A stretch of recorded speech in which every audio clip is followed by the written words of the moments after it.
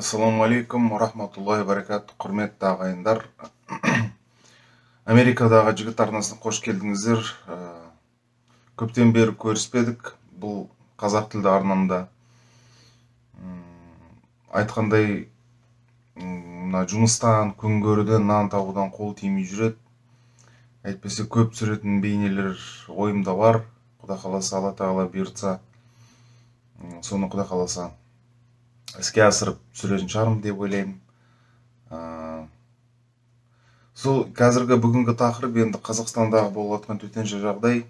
Енді бүгін қазіргі таңда қазір қаңтар айының 13-ші жұлдызы 2022 жыл. Осы күнге дейін қандай жаңалықтар өтті, қандай оқиғалар болды, не жағдай болып жатқан өзіңізді біліп түсініп жатқан шығарсыздар. Бірақ енді сыртқы көзқараспен айтайын десем, былай деп айтқым келеді. Біріншіден, мен Америкада тұрып жатырмын қазір уақытша. Балаларымды оқытып, дипломдарын қолдарына алдырып болып, елге қайтам деген ниет бар. Соның арасында мына жақтан бір табыстың көзін тапсам, Құда қаласа жақсы болар еді деген ниетте жүрміз. Сондай өмір сүріп жатырмыз енді, осындай жоспармен. Бірақ енді сол енді Америкада отырғаннан кейін тағы да айтайын, ағайын мына жақта, ой, мен Америкада жетісіп, Лос-Анджелесте отырып жаңағыдай мақтанып отқан емес. Жоқ, жалпы енді Алла тағаланың жазған тағдырым шығар, осында келіп қалып, бір жағынан келгенім үшін өкіндім, өзім үшін, әйелім үшін. Себебі бүкіл былай айтқанда дипломдарымыз, біліміміз, тәжірибеміз мына жақта нөл болып қалды, ешкімге керек болмай қалды. Ең төменгі жұмысшылардың классына қосылдық, былай айтқанда. Сол себептен жесіп жатқан мен жоқпын. Бірақ мына жақта енді қалай өмір ары қарай Алла тағала қандай өмір беретін біз білмейміз. Бір Алла ғана біледі ертең не болатынын. Бірақ не себептен Америка туралы айтып жатқанымды қазір сіздерге айтып кетейін деген. Осындағы бұқаралық ақпараттардың барлығы Қазақстан туралы мәлімдеме берді халыққа. Осындай көтеріліс болды деп айтты. Өкімет халықты атты деп айтты. Одан кейін көтеріліске шыққан ел, олар да озбырлық жасады деп айтты. Күш салды бір-біріне деп айтты. Некен осы Ресейдің қарулы күштері кіргені туралы айтты. Одан кейін олардың да тағы бір беріп кеткен пікірлері, енді олар кірген бетте ертерек шығып, Қазақстанның егемендік мемлекеті екенін ұмытпай ертерек шығып кетсе деген сондай лебіз білдіріп жатыр. Сол, яғни Қазақстан туралы жазбаған бұқаралық ақпарат жоқ. Телеарна болсын, не болсын барлығы айтып кетті, бірақ көп айтқан жоқ, бір рет айтып кетті. Сол. Екіншіден, енді қазақ халқыма, мен шын айтайын, орыс тілді арнамда, Жигита США деген арнамда мен басқаша мағлұмат берем, басқа жағынан түсіндіріп сөйлегім келеді. Ал енді мына өзіміз үйіміз ғой, мына қазақ тілді арнамда мен басқаша сөйлегім келеді. Біріншіден, анық нәрсе, мына біздің 30 жыл бойы жүрген бағыт, басындағы бір 10 жыл жақсы бағытпен келдік. Себебі мен өзім институтты 95-ші жылы бітіргем, жоғарғы білім орнында.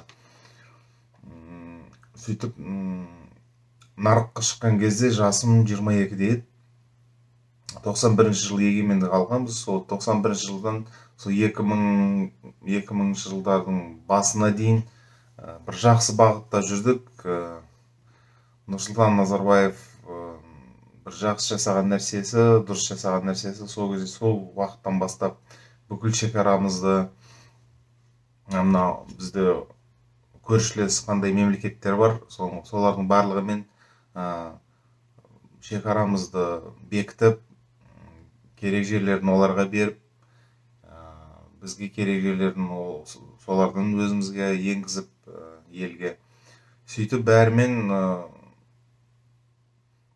достық және қарым-қатынастық нелерге қарым-қатынас, яғни жақсы ынтымақтық қарым-қатынасқа бағыт алатын келісімшарттарға қол қойып, сол мемлекеттер өздерінің парламенттеріне қол қойып, мына шекараларға біздің парламент қол қойып шекаралармен, сөйтіп бүкіл саяси жағынан біздің шекараларға ешкім ешқандай наразылық білдіре алмайтындай заңды, халықаралық құқықпен қараған кезде заңды түрде бекітті Назарбаев. Сол бір үлкен халықтың есінде қалатын амал. Енді ал ары қарай сол Нұрсұлтан Назарбаевтың айтқанда туыстары өздері де ары қаратай қандай саясат жүргізген қарайтын болсақ, оның нәтижелерін қазір көріп отырмыз. Өкінішке орай сол осы уақытқа дейін жүргізілген саясат, ішкі саясат жақсылыққа алып келген жоқ. Халықтың наразылығы, әсіресе мына қазақ халқының наразылығы аса түсті. Барлығы көп адам ренжіді, себебі әлеуметтік жағдайлары төмендеді. Мен мына саяси тақырыптарға тиіспей қойым, мына тілшілерді қысқандарын сәл ғана оппозиция деп айтпай қойын, бірақ өкіметке қарсы сөйлеген адамдарға қандай қысқын болды, ол туралы мен қозғамай қойын. Оны өздеріңіз де білесіздер, ол туралы айтып жатқан, қышқырып жатқан адамдар көп. Бірақ мен өзімнің азаматтық көзқарасымды айтайын дегенім, енді өкімет халықты жеткізді біраз осындай ауқалға. Ақша табу қиын, өмір сүру қиын. Қазақстан, құдайға шүкір, көп балалы ел. Құдайға шүкір, альхамдулилля, мен Алла тағала бізге әрбір семьяға 3, 4, 5 перзенттен беріп жатыр. Оған мен қуанам. Мына қаладағы мәңгүрт болған қазақтарға құлақ салмаңдар, оны туа беріп не істейсіңдер, өңкей кедейлерді көбейтіп деп, олардың жұмысы болмасын. Әрбір Алла тағала бір перзентті дүниеге келтірсе, бір артық бидай болады деген, туады деген сөз бар қазақта. Яғни ырыс Алланың қолында, адамның қолында еш нәрсе де жоқ. Сол себептен иншалла біздің жас жаңадан құрылған семьялар көбірек бала туа беріңдер, көп балалы бола беріңдер. Құдай қаласа болашақ Қазақстанның болашағы сол адамның көптігіне көп тәуелді. Адам аз болса, бұл Қазақстан әлсіз мемлекет болады. Соны біз білейік. Сол себептен қолдан келгенше көбірек бала туу керек. Енді ары қарай, мысалы үшін, менен қатар жастарға, менен қатар адамдарға, және менен бізден жас адамдарға жолдайтын ақылым, сөзім. Құранда мынандай бір аят бар. Шын мәнісінде, енді бір өзіндісі да, Алла тағала өздеріңді өзгертпесеңдер, сіздермен болатын жағдайды Алла тағала өзгертпейді. Яғни біз өзіміз өзгеруіміз керек. Қалай өзгеруіміз керек? Мысалы, бар нәрсені дұрыстап пайдалануымыз керек. Мысалы, егемендігіміз бар ма, сол егемендігімізді құрметтеуіміз керек. Одан кейін жан-жақтан ағайындарымыз зауыт болмаса, үй болмаса, бір дүние бітіп соны салды ма, біз оған көз салмайық. Оған былай айтқанда зарар келтірмейік, сыйлау керек та. Мысалы, сен жақсы салған болмаса, ақшамен тапқан, еңбегімен тапқан бір жақсы көлік алсаң, оны өртеу қажет жоқ, оның үйін өртеу қажет жоқ, оның терезесін, әйнегін сындыру қажет жоқ. Себебі ертең саған да сондай дүние бітетін болса, біреу сөйтіп сындырып алса, ол жақсы бола ма? Яғни біз өзіміз өзгеруіміз керек. Яғни біреудің байып кеткенін біз жүк көрмеуіміз керек, қолдауымыз керек. Бірақ қалай байып кеткен? Мысалы, адал еңбегімен байып кететін болса, біз оны шын жүректен сыйлап, шын жүректен оған тек жақсылық тілеуіміз керек. Ал әрине, мысалы үшін, өкімет жұмысына кіріп, содан кейін ұрлап елдің ақшасын сол арқасында, сол ұрлықтың арқасында байып кететін болса, әрине оған көзқарас басқаша болады. Бірақ оларға да қол салу деген әңгіме емес. Оларға тергеу жүргізіліп, кәдімгідей сыбайлас жемқорлық тарабына жататын істерді қозғау керек деп ойлаймын, зерттеу керек. қайдан қалай ұрлады, не болды. Ал жалпы осы елдің жағдайы жақсарып жататын болса, біз оған қуануымыз керек. Ондай нәрсеге көреалмаушылық азаю керек елімізде. Ол бір. Екіншіден, қазір құдайға шүкір, қазір мына ақыр заман дейді ғой, мына интернеттің уақытысы. Бізде қазір интернеттен көп білім алуға болады. Түрлі жағынан, мысалы үшін керек десеңіз, бокстан болсын, спорт жағынан болсын, тамақ ішу болсын, тамақ жасау болсын, саясат болсын, әскери мәселе болсын, экономикалық мәселе болсын. Қандай білім керек болса, бүкіл білім интернетте жатыр. Мына ол күннен күнге өсіп жатыр. Қай тілдерде өсіп жатыр? Ағылшын тілінде өсіп жатыр, орыс тілінде өсіп жатыр, қазақ тілінде де өсіп жатыр. Қатты өспесе де, бірақ өсіп жатыр. Міне, сол себептен өзара өзгеру үшін, мысалы үшін қазақтар сол қазақ тіліндегі контентті, яғни қазақ тіліндегі материалдарды көбейтуіміз керек.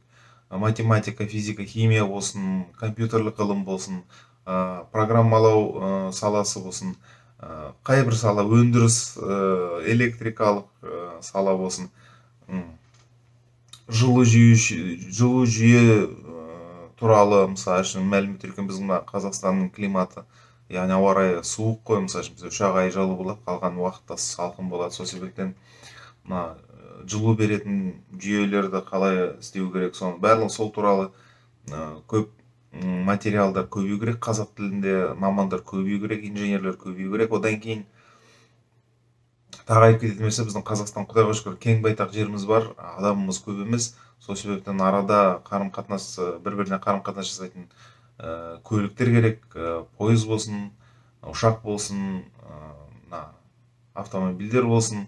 Сол сияқты осы транспортқа қатысты қандай инженерлік білімдер бар, қандай сол салада қандай жалпы білімдер бар, болмаса арнайы білімдер бар, соның барлығын зерттеуіміз керек, сол контентті көбейтуіміз керек қазақ тілінде. Яғни қазір бүкіл қазақ елі экономист пен жаңағы юрист емес, тек инженерлік салаларды ойға алып, тек соларға, яғни сол бағытқа бет бұру керек деп ойлаймын. Себебі инженерлік білім арқылы сол батыстағы елдер дамып өсіп келе жатыр. Инженерлік білім арқылы әскерде әскер болады. Инженерлік білім арқылы қалалар да салынады. Инженерлік білім арқылы жағдайымыз жақсарады деп ойлаймын. Сол себептен біз іштен қазір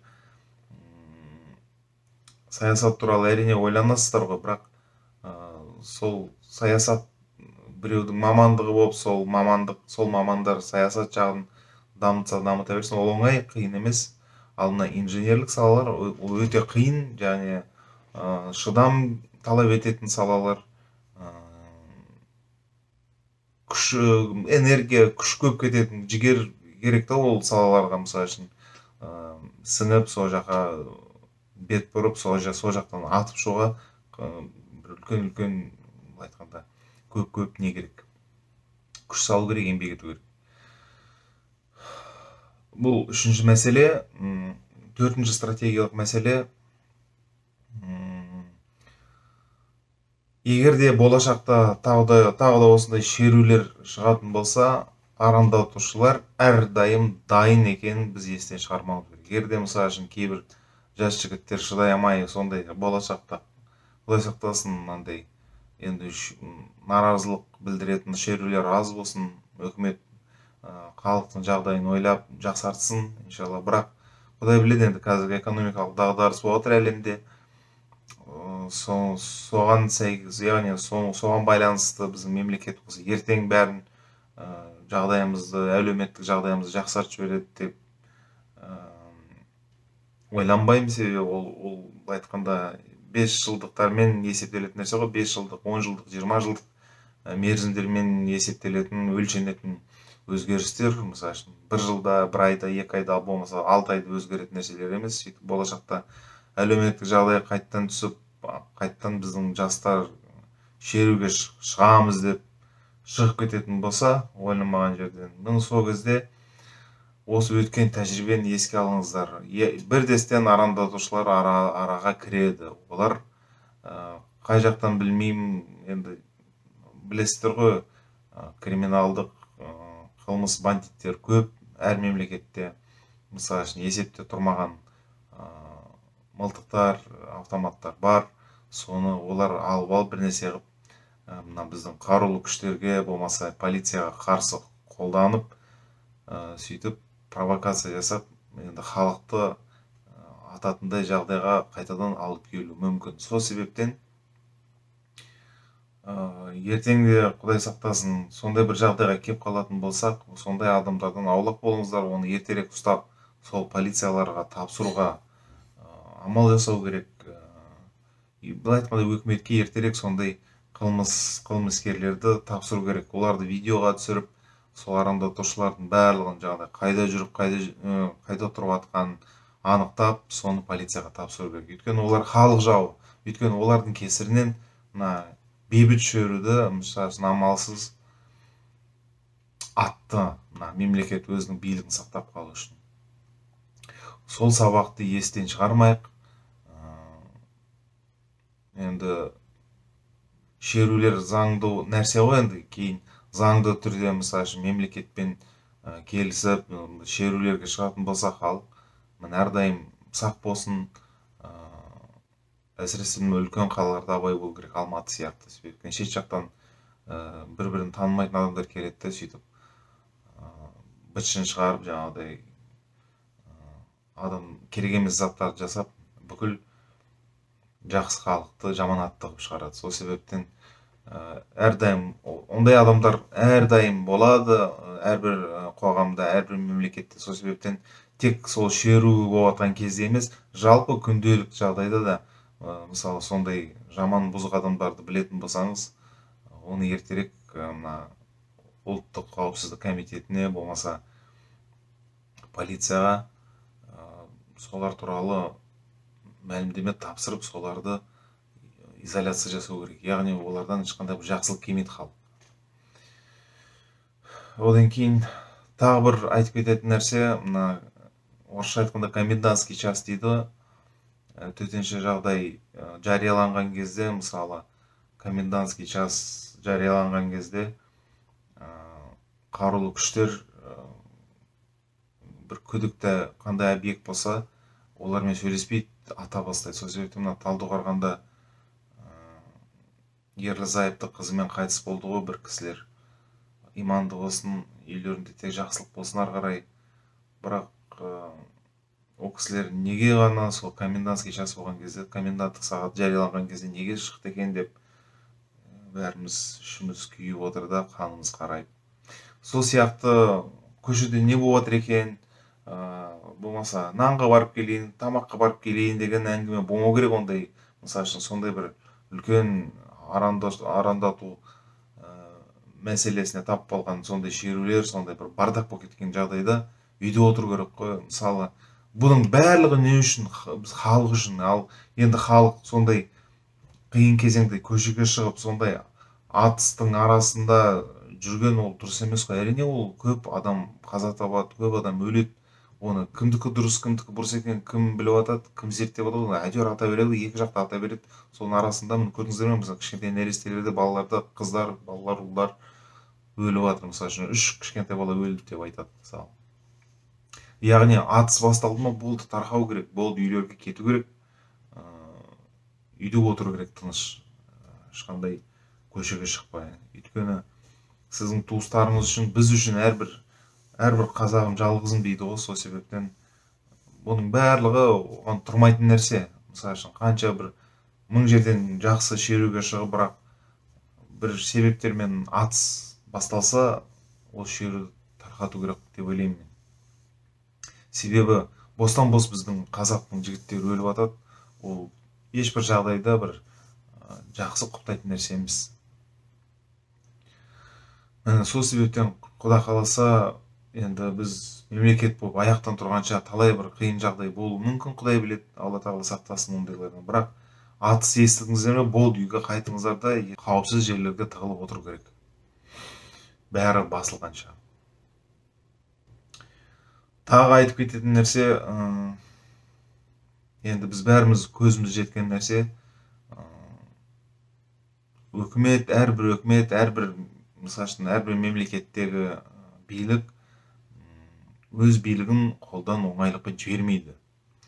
Сол себептен мына шерүүлер менен жанагыдай адамдарды көчөгө чыгаруу менен бир аз нерсени өзгөртүүгө болот, бирок бийликти тайдыруу кыйын. Onu тайдыргандан кийин да ордуна ким келет, Кудай билет. Яғни бул энди саясий жагдай, мен onu талкууламай ак коеюн, бирок сол тууралуу ойланыңыздар. Жарайт, мисалы чыкты, үйтті бүйтті, бирок бир кезинде мисалы үчүн биздин батыста шерүүгө чыкты биздин айымдар, бирок bir derecege, yani bir neticege kelgenden keyin tarqады олар. Мен Алла Тағала разы болсын оларға. Ары карай мисалы үчүн бузакылыкка, мисалы үчүн өртөөгө эч нерсеге барган жок. Үлкөндөр бакылап, контроль жасап, жанагыдай шерүүчүлөрдү мисалы үчүн bir арнага, bir дурус арнага салып, bir жаман нерсеге апарган жок. Сол себептен казак халкым иншалла биз ары каратай билим издейик, өсүйүк өзүбүз былай айтканда. Жалпы қазір енді бізде капитализм жарыяланды ғой. Мысалы үшін капиталисттік мемлекеттерде мысалы өкмет негізі жол ашу керек елге. Мысалы үшін жұмыс жасауға, бизнес жасауға, ақша табуға. Сөйтіп көп нәрсені елдің өз арқасы, яғни өз қолына береді, көп нәрсе береді. Мысалы үшін оқығың келе ме, оқымын, интернет бар, мысалы үшін тегін оқуға болады. Болмаса ақылы орындарға барып оқимын десең, міне жалпы ондай да мүмкіншіліктер бар. Енді оған ақша жоқ деп айтатын болсаңыз, айтып отырмын, интернет көп ақша тұрмайды, интернеттен көп білім алуға болады деп ойлаймын. Сол білімді алайық, өсейік. Енді қазақ халқы өзіміз өзгермесек, біздің мемлекет өзгермейді. Ал бізге қажетті өзгеру, қандай өзгерістер керек? Бізге ары қарай көп білім алу керек, білім керек бізге. Қазақ тілін дамытуымыз керек. Қазақ тілдегі оқулықтарды көбірек қылып шығаруымыз керек. Қазақ тілді контентті көбейтуіміз керек. Осындай менің арнам сияқты әр салада бір арналар ашылып, қазақтардың бір-біріне үндеуі көбею керек, бір-біріне бөлісетін білімдері көп болып, сондай мәселелер көбею керек қоғамда. Біз өзгеруіміз керек, бір-біріне қарым-қатынас жасауымыз керек көбірек. Мысалы үшін бір рет емес, 10 рет сөйлесуіміз керек, бір-бірімізге сұхбат жасау керек, әңгіме қылу керек, ақылдасу керек, ел болуымыз керек. Түсінесіздер ма? Тарап, жан-жақта әркім өзінің шаруасымен жүрмей, көбірек бір-бірімізден араласып, көбірек жағдайымызды білісіп, бір-бірімізге мейірім көрсетіп, көмек беріп, қол ұшын беріп, сөйтіп ат салысып, асарлатып жүрмесек, жағдайымыз мүшкіл. Енді ол қазіргі осы болған жағдайды мен былай айтайын. Бір-біріне қатысы жоқ бірнеше құбылыс болды. Біріншіден, кәдімгі үлкен себебі бар. Мына газдың бағасы көтерілгеннен кейін батыстағы біздің ағайындарымыз шеруге шықты, бейбіт шеруге. Сөйтіп, сол жақтағы әкімшіліктегі адамдар, ақылды адамдар екен, келіп елмен сөйлесіп, солардың қандай наразылықтар бар, соны жинап, жоғарыға соны баяндап берді. Осындай газдың бағасын түсіру керек деді. Сөйтіп, мемлекет оны түсіреміз деп айтты. Одан кейін Назарбаев әулетімен кетсін деді. Міне, енді бұл мәселе Назарбаевтың кету және оның әулеті, оның адамдары биліктің кетуі бұл шеруге байланысты емес деп ойлаймын. Ол біздің ел басының, яғни Назарбаевтың денсаулығының нашарлауына байланысты болған мәселе деп ойлаймын. Себебі ол енді тағынан денсаулығы арқылы, болмаса тағы бір төтенше жағдай арқылы тағынан айырылайын деп жатқан кезде оның орнын басатын адамдар шыға келеді. Мысалы үшін жоспарлаған, үміт артқан адамдар ғана емес, ойламаған жерден басқа бір адамдар сол билікке таласып шыға келуі мүмкін. Ол сондай жағдай болды деп ойлаймын мен.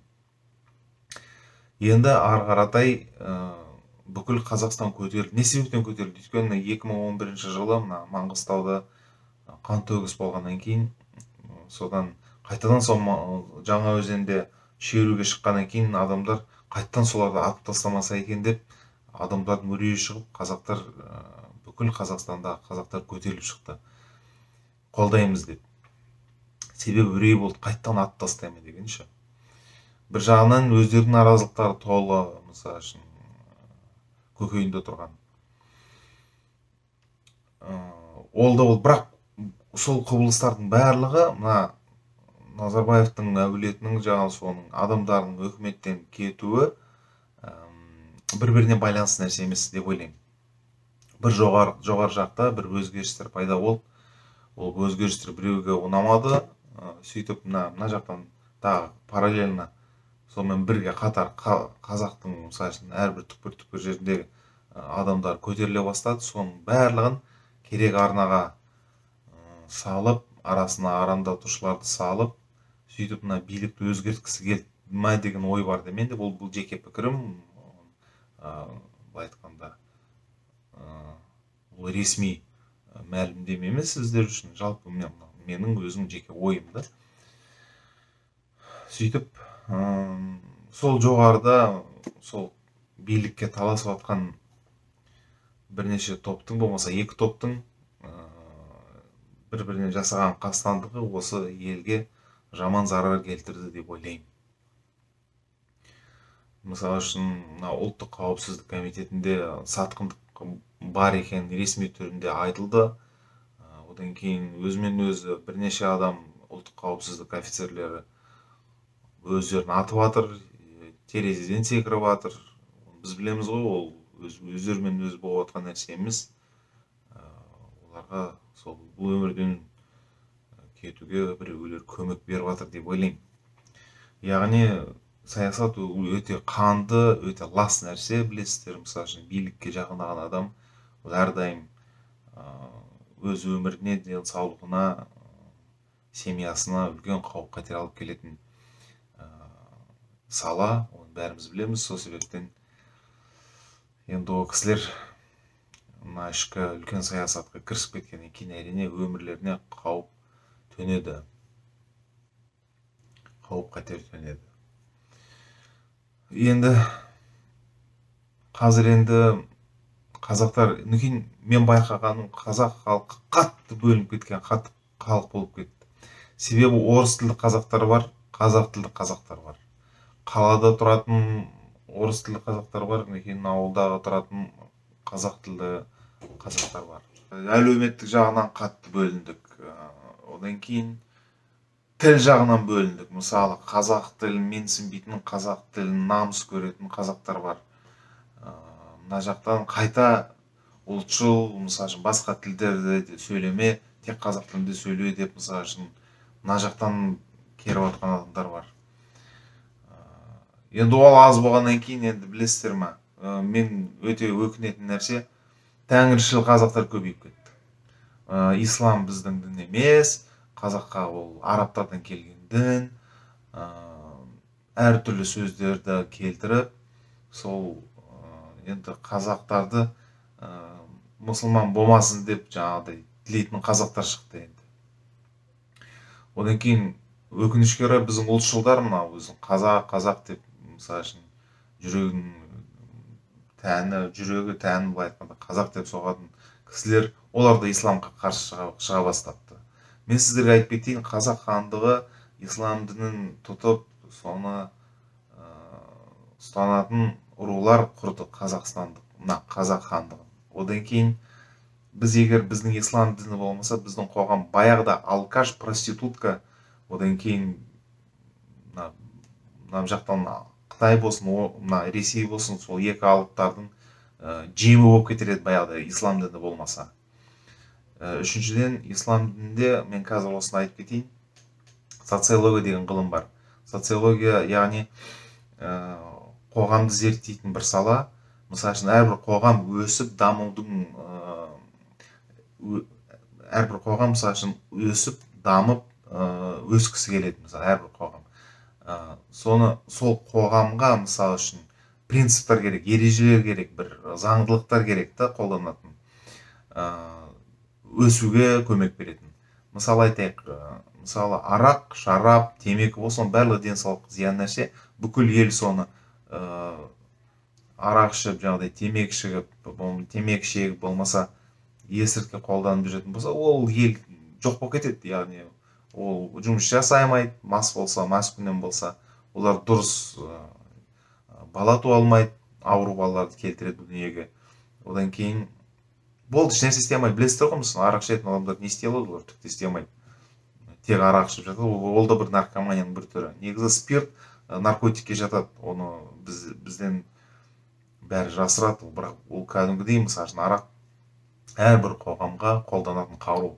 Темекі де сондай қару, есірткі де сондай қару. Одан кейін әрбір елді бұзу үшін, мысалы үшін, оның қыз балаларын бұзу керек. Егер қыз балалары, мысалы үшін, әркіммен, мысалы үшін, керек емес заттарды жасайтын болса, олар болды, одан туған балалар халық, яғни ешқандай мәдениеті болмайды, былай айтқанда керек емес заттарды жасай бастайды. Олар семья құрғысы келмейді, өзімен ез кетеді, яғни қоғамға өте зиян келтіретін мәселе туындайды. Себебі әрбір қоғамның өсуі мына әйел адамдарға байланысты. Олар дұрыстап семья құрып, ажыраспай, ары-бері жүрмей, қыдырмай, семья құрып бала туып жатса, ол қоғам өседі. Мысалы Өзбекстанға қараңыздар. Өзбекстанда мысалы үшін аз халық қазір 2 есе өсіп кетті. 32 миллион, 34 миллион болып кетті. Біздің қазақтар әлі жүр солай. Өйткені ажырасу көп, әйел адамдар басқаша өмір сүргісі келеді. Бірақ оған кінәлі тек әйел адамдар деп айтпаймын, олардың ер адамдары да кінәлі оған. Мысалы үшін өздері де сондай жаман өмір сүргісі келеді. Тәртіп жоқ та, дәстүр жоқ, тәртіп жоқ, жоғалтамыз да, сол себептен мына санымыз да азаяды. Ол бірінші, ол екінші мәселе. Үшінші мәселе, ислам дінде, яғни ислам дінімізде, шариатта көп нәрсе мәлімденген, түсіндірілген жүйе бар да, жүйе. Мына тенгрианство дейді орысша айтқанда, о жақта не тенгрианство өздерінің мына киелі кітаптары жоқ, ешқандай жүйе жоқ, бір аз ғана мағлұматтар бар, бұл қандай дін екен. Бірақ оның барлығы, мысалы үшін, қоғамның өмірін бір арнаға түсіріп, бәрін орнына қоятындай ол жүйе емес та, мысалы.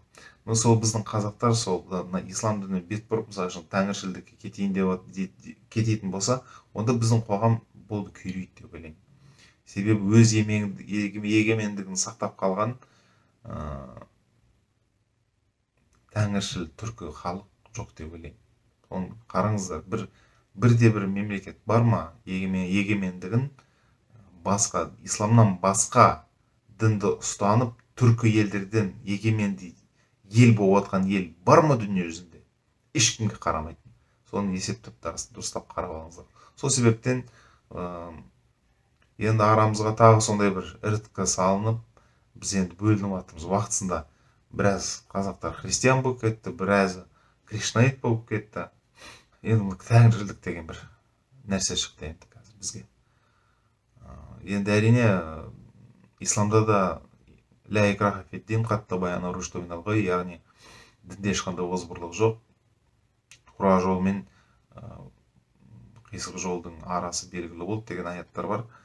Сол себептен онда бір айтып кететін нәрсе, сол себептен мұсылман қауым біліңіздер, мына зиялы қауымда ислам дінге қарсы, біздің ата-бабамыз ұстанған ислам дініне қарсы көп әңгіме болып жатыр, сөз, пікір білініп жатыр. Жағдай өте мүшкіл деп ойлаймын. Өйткені сол мына тәңіршіл қазақтарға айтайын дегенім, дүниежүзілік ислам дінін ұстанатын халықтардың, мысалы үшін, бетке ұстайтын мемлекеті Осман империясы болған. Осман империясы ол біздің туыстарымыз, яғни түркі елдер. Арабтар баяғыда міне осы соңғы 6-7 ғасыр дүниежүзідегі исламның туын көтере алмай, шамасы келмей қалған халық. Соны айтады, ой, араб құлдар саны, 6 ғасыр, 7 ғасыр бойы дүниежүзілік мұсылманның туын көтеріп тұрған ел ол түркі болған, яғни қазақтар деп айтсаңдар болады. Себебі тарихты зерттеңіздер, мысалы үшін. Солар тәңіршіл болды ма? Болған жоқ. Ал енді Шыңғыс хан дәуірін айтасыздар. Шыңғыс хан дәуірінде 12 ғасырда олар әрине жаулап алатын жерлерді жаулап алды, бірақ бәрібір олардың қолдары бәрі көбісі ислам дінін қабылдап, мысалы үшін дүниежүзілік мұсылман қауымына құйылып кетті. Ал оларға құйылмаған түркі моңғол тайпаларды біз қалмақ деп атап кеттік. Себебі өз діндерінде бұрынғы сіз айтқандай бұрынғы исламға дейін қандай діндерін ұстанды, сол діндерінде қалды, сол себептен қалмақ деп атаймыз. Әрине, әрбір адамның құқы, қай дінін ұстанатын болса да, қай құдайға сенетін болса да, ол әр адамның талдауы, былай айтқанда. Бірақ мына ислам туралы біраз мағлұмат жинап, ізденіп, сұранып, содан кейін барып бас тартсаңыз болады деп ойлаймын. Бірақ оған дейін ешнәрсе білмей ислам туралы, оның тарихи мәселелерін зерттемей, бізге қазақ еліне ислам діні қандай көмек берді, біздің қоғам болып сақталып қалуымызға қандай себеп болғанын соны зерттемей, сіздер қарсы сөйлемеңіздер. Яғни бұл туралы көбірек ойланатын нәрсе деп ойлаймын елге, ол туралы да ойлаймын. Яғни қазір бөлініп кеттік. Мына саяси яғни саяси тақырыпта көп бөлінеміз. Біреулер айтады, мен Назарбаевты қолдаймын дейді. Біреулер айтады, мен қазір Тоқаевты қолдаймын дейді. Біреулер айтады, жоқ, екеуінде ешкімді де қолдамаймын. Енді кімді қолдайтын білмеймін. Сол себептен осы жағдайда өкіметте, билікте қазір ешқандай талдау жоқ, таңдау жоқ. Олар тек қана күшпенен бәрін орнына келтіреді. Енді анархиядан гөрі бір тәртіп болған жақсы, оны бәріміз білеміз. Енді сол тәртіпті орнату жолында мемлекет, билік азырақ қателік жасаса деген үміт бар, дұғамыз бар, тілеуіміз бар. Енді соның арасында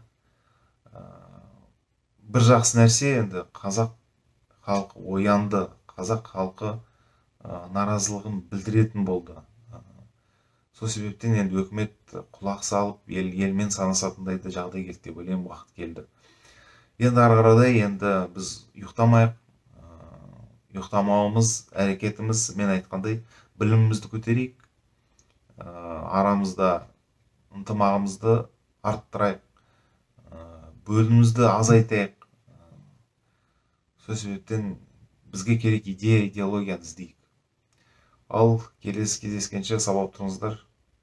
Алла тағала бәрімізге қуат берсін. Өліп кеткен, қайтыс болған адамдарға осындай жаман кездерде Алла тағала олардың иманын берсін, туыстарына қуат берсін, берік болыңыздар. Алла тағала енді семьяңызда, отбасыларыңызда тек құт береке беріп, семьяларыңызға және артын қайырлы қылсын барлық нәрсе. Семьяларыңызды арты жақсы болсын. Ал келесі кездескенше сау болыңыздар.